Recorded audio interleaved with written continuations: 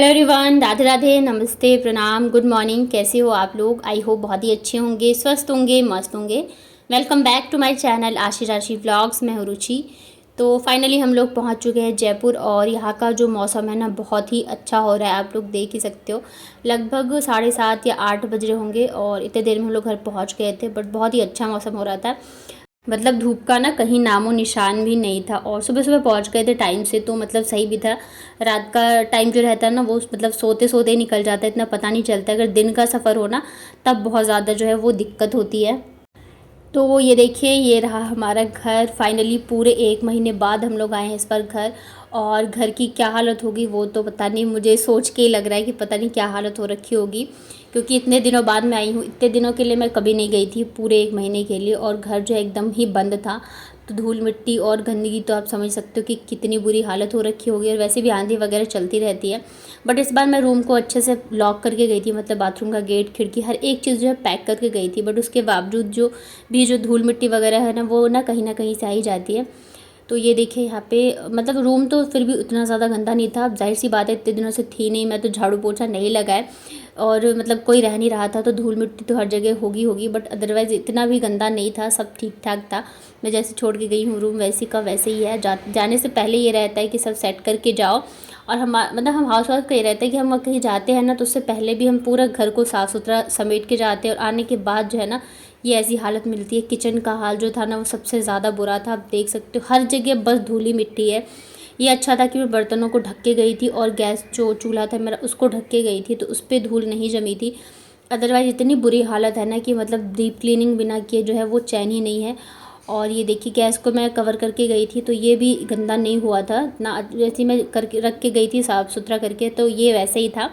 और बर्तन भी इस बार मैं ढक के गई थी। अदरवाइज़ मैं बाकी के टाइम जाती थी ना, एक हफ्ते के लिए भी, वो बर्तन अगर ऐसे ही रह जाते थे तो आती थी तो सब पे बस धूल मिट्टी ही वो देखने को मिलती थी। ये देखिए, ये बाल्टी वगैरह और इधर जो बर्तन स्टैंड में थोड़े बहुत बर्तन रह गए हैं ना, तो बस इन पे धूल मिट्टी जम गई है। और मतलब इतनी मोटी परत जमी हुई है थी, मैं क्या ही बताऊं। क्योंकि यहाँ पे जो खिड़की तो नहीं है, बट कह सकते हो जाली जैसा जो बना हुआ है, तो उधर से जैसे आंधी वगैरह आई होगी ना तो जाहिर सी बात है मिट्टी जो है वो आएगी। और आंधी तो आए दिन चलती रहती है।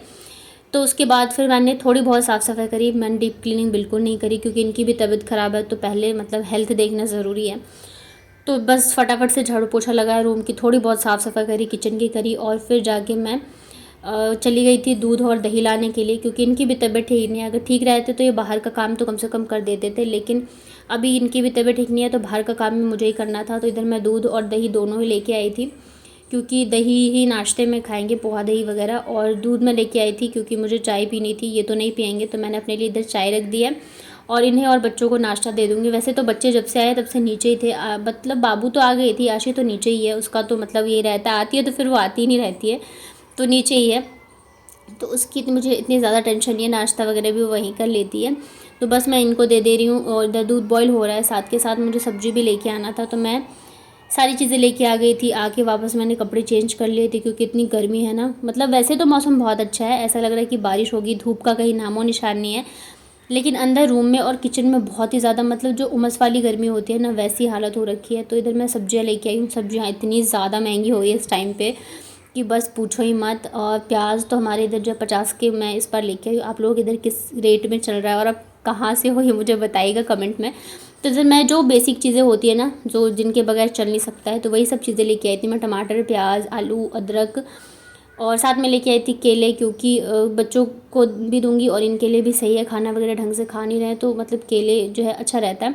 और केला जो है मेरे घर में हमेशा रहता ही रहता है, तो वही केले लेके आई थी मैं। और अदरक लेके आई थी क्योंकि मुझे चाहिए चाहिए अदरक वाली। इधर आलू और प्याज लेके आई थी मैं, बट प्याज जो है बहुत ही ज़्यादा महंगे हो रहे हैं। इस बार बारिश नहीं हुई है ना, तो इस वजह से सब सब्जियां जो है ना बहुत ही महंगी हो रही हैं। उसके बाद फिर इनको मैंने नींबू पानी वगैरह तब से मैं दिए ही जा रही हूँ। और फिर इधर लग गई थी मैं लंच की तैयारी में। ज़्यादा कुछ मैंने साफ़ नहीं किया, जैसे मैंने बताया, तो बस किचन जो है फैला ही पड़ा है। अभी सब्जियां वगैरह जो लेके आई थी मैं, तो वो वैसे ही रखा हुआ है।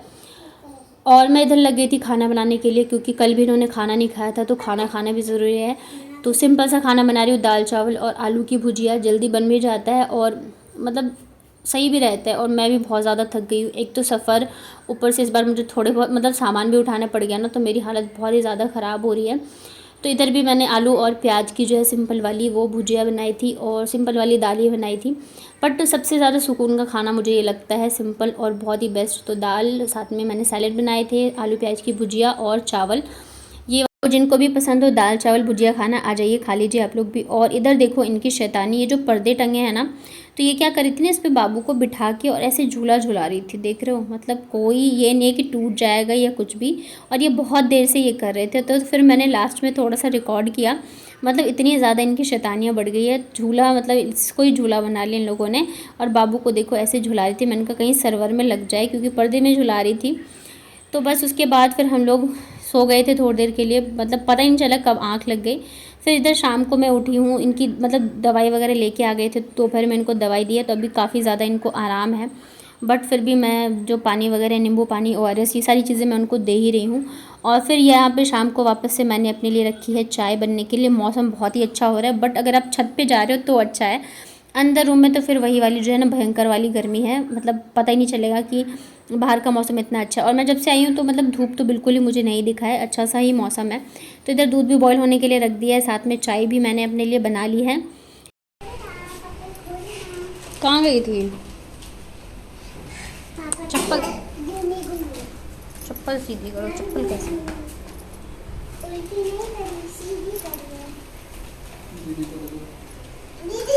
अम्बेली नहीं लाई छोटा आप?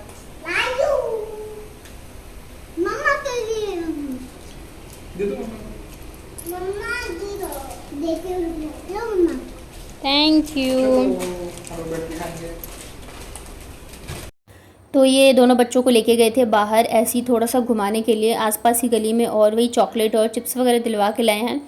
काफ़ी दिन हो भी गए थे ना, तो पापा के साथ टाइम स्पेंड करने का इन लोगों को मिल नहीं रहा था मौका, तो फिर घुमा के लेके आए थे। तब तक फिर इधर पानी भी आ रहा था, तो मैं लग गई थी बर्तन वगैरह धोने में। तो बर्तन तो वैसे मैं कवर करके गई थी, बट फिर भी जो बर्तन स्टैंड में थे ना, तो उसमें बहुत ही ज़्यादा धूल मिट्टी वगैरह जम गई थी। और जैसे बाल्टी है तो उस पर, उसका जो ढक्कन है उस पर भी हर चीज़ पे ही जम गई थी। तो सारे बर्तन मैंने यहाँ पे ले लिए धोने के लिए। और साथ ही जो खाना वगैरह खाया था तो वो भी बर्तन थे, तो बहुत ही सारे बर्तन हो गए थे आज।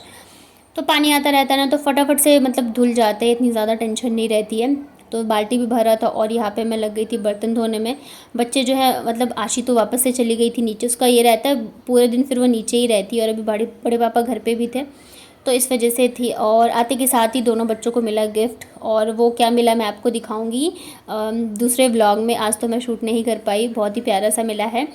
और दोनों को ही मिला है, बर्थडे बाबू का था बट दोनों को ही मिल गया। वैसे तो आशी का भी आने ही वाला है।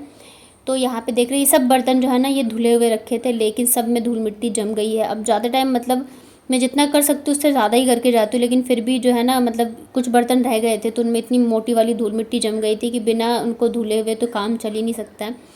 तो यहाँ पे सारे पानी वगैरह भरे, मैंने बर्तन वगैरह धुल लिए थे। उसके बाद हो गया था शाम का टाइम, और इनको लग गई थी भूख शाम की, क्योंकि कल से ना हल्का फुल्का ही खा रहे, हल्का फुल्का के खाना ही नहीं खा रहे। और इधर आके ये सारे डब्बे वगैरह चेक कर रहे थे, कहाँ क्या रखा है, कहाँ क्या नहीं रखा है।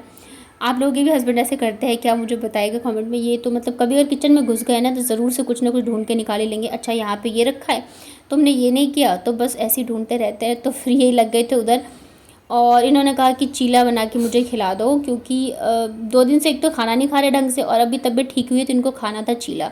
तो पहले तो मैं मना करी थी कि मैं नहीं बनाऊँगी क्योंकि तबीयत ठीक नहीं है आपकी, तो फिर बहुत ज़्यादा ज़िद कर रहे थे। और दही भी रखी हुई थी, तो मैंने कहा चलो ठीक है बना देती हूँ। तो बस मैंने दो ही बनाए थे, ज़्यादा मैंने कहा नहीं दूँगी मैं। पर ठीक है, ज़्यादा बोलने लग जाते हैं तो फिर खुद भी मन में लगता है कि चलो ये बोल रहे हैं तो बना के खिला दूँ। तो सिंपल सी मैंने बनाई थी, ज़्यादा ताम झाम नहीं करा था। और तो इनको खिलाया, उसके बाद फिर इधर मैं लग गई थी डिनर की तैयारी में। तो डिनर भी सिंपल ही बना रही हूँ, भिंडी की भुजिया और साथ में बनाऊंगी रोटी, भिंडी और प्याज की भुजिया, क्योंकि ज़्यादा किसी को भूख है नहीं। अभी नाश्ते में सबने चीला खाया था, बेशक एक एक ही खाया हो, लेकिन फिर भी इतनी ज़्यादा भूख नहीं रहती है। और गर्मी में ना पता नहीं क्यों इतना खाने का मन भी नहीं करता रहता, तो मैंने भी चीला खा लिया था, तो मुझे भी इतनी भूख नहीं है। लेकिन फिर इनकी वजह से मैंने कहा मैं बना देती हूँ खाना वगैरह, मतलब 2 दिन से खा नहीं रहे तो खा लेंगे, तो थोड़ा सा मतलब होता है ना शरीर में जान आ जाती है। कितना भी आप चाहे बाहर का खा लो या लिक्विड ले लो, लेकिन खाना जो है ना असली जो ताकत होती है वो उसी से आती है। तो एक साइड यहाँ पे मैंने भुजिया रख दी थी, और एक साइड बस मैं गर्मा गर्म रोटी बना ले रही हूँ। थोड़ी मतलब ज़्यादा नहीं, थोड़े बहुत ही बनाने थे। आशी तो वैसे नीचे से ही खाना खा के आ जाती है, बट फिर भी देखेंगे जब तक हम लोग खाएंगे तब तक अगर उसको भूख लगी तो थोड़ा बहुत वो खा लेगी। और एक सिस्टर का कमेंट आया था कि मैं आपको बताऊं कि फ्रंट और बैक कैमरे से कैसे वीडियो शूट करते हैं। तो ये बहुत ही ईजी है डियर, बहुत ही ज़्यादा ईजी है। मैं आपको दिखाती हूँ कि कैसे करते हैं शूट। तो सबसे पहले आप अपने फ़ोन का कैमरा ले लो। तो मेरे फ़ोन का कैमरा ये रहा। तो यहाँ मैं इसको ओपन कर लेती हूँ। और ये फ़ोन पे पता नहीं क्या गिरा रखा है मेरे बच्चों ने। ये वाला फ़ोन ना मेरी मम्मी का था, तो मतलब भाई ने नया दिलाया, तो पुराना वाला फ़ोन जो मम्मी ने मुझे दे दिया। तो यहाँ पे ये देखिए मैंने वीडियो पे क्लिक कर लिया है और ये ऑलरेडी बैक कैमरा ही ओपन है, ये देख सकते हो आप। तो इसे अगर आपको शूट करना है तो ये जो रेड कलर का बटन है ना, आप इसको प्रेस कर दो तो और वो वहाँ पे शूट होने लग जाता है। और ये बैक कैमरे से होगा। ये देखिए यहाँ पे मैंने इसे टच किया। और अगर आपको फ्रंट कैमरा करना हो तो उसके बगल में ही ये जो गोल सा बना है इस पर अगर आप क्लिक करोगे तो आपका फ्रंट वाला कैमरा ओपन हो जाएगा। ये देखिए फ्रंट कैमरा ओपन है।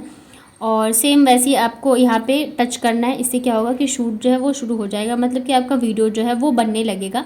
वैसे मैं आपको एक चीज़ सजेस्ट करूँ तो मतलब मैं जो है ना हमेशा बैक कैमरे से ही शूट करती हूँ, क्योंकि बैक कैमरे की क्वालिटी जो है बहुत अच्छी होती है, फ्रंट की उतनी अच्छी नहीं होती। अगर हम जैसे बात कर रहे हो ना, कुछ ऐसे वीडियो बनाते हैं जिसमें हम बोल के बनाते हैं, तो आप फ्रंट कैमरे का यूज़ कर सकते हो। अदरवाइज़ मैं मोस्टली जो है ना बैक कैमरे का ही यूज़ करती हूँ, क्योंकि इसकी क्वालिटी जो है बहुत ही अच्छी होती है। तो ये देखिए ऐसे ही आप वीडियोस बना के बाद में इस सब को आप किसी ऐप के थ्रू ऐड करके एडिट करके फिर आप अपलोड कर सकते हो।